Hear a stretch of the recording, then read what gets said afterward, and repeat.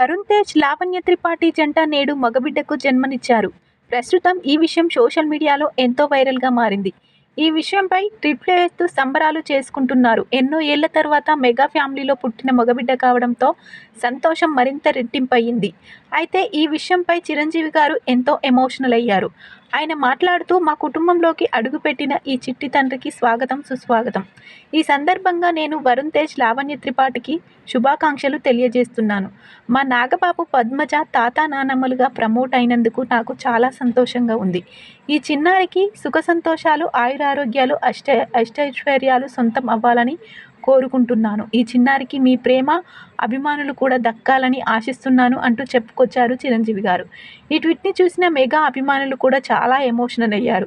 చిరంజీవి కళ్ళలో ఆనందాన్ని చూసి మురిసిపోతున్నారు. తన కుటుంబ సభ్యుల విషయంలోనే కాదు, చిరంజీవి బయట వాళ్ళ విషయంలో కూడా ఇంతే ప్రేమ, వాత్సల్యం చూపించే సంగతి మనకు తెలిసిందే.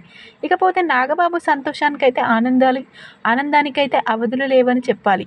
ఈ మధ్య కాలంలో ఆయన కుటుంబంలో అన్ని శుభకార్యాలే జరుగుతున్నాయి.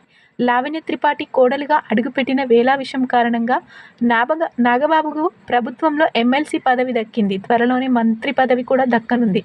అదేవిధంగా కూతురు నిహారిక కూడా నిర్మాతగా సక్సెస్ అయ్యింది. కేవలం సినీ కెరియర్ పరంగా కొడుకు వరుణ్ తేజ్ ఒక్కడే సక్సెస్ని చూడాల్సి ఉంది. రీసెంట్గా ఆయన చేసిన సినిమాలన్నీ ఫ్లాప్ అయ్యాయి. ఇప్పుడు కొడుకు పుట్టాడు కాబట్టి శుభ సమయంలో ఆయనకు అన్నీ కలిసి రావచ్చని, త్వరలో ఆయన కూడా బ్లాక్ బస్టర్ని అందుకొని కమ్బ్యాక్ ఇస్తాడని అంటున్నారు మెగా ఫ్యాన్స్.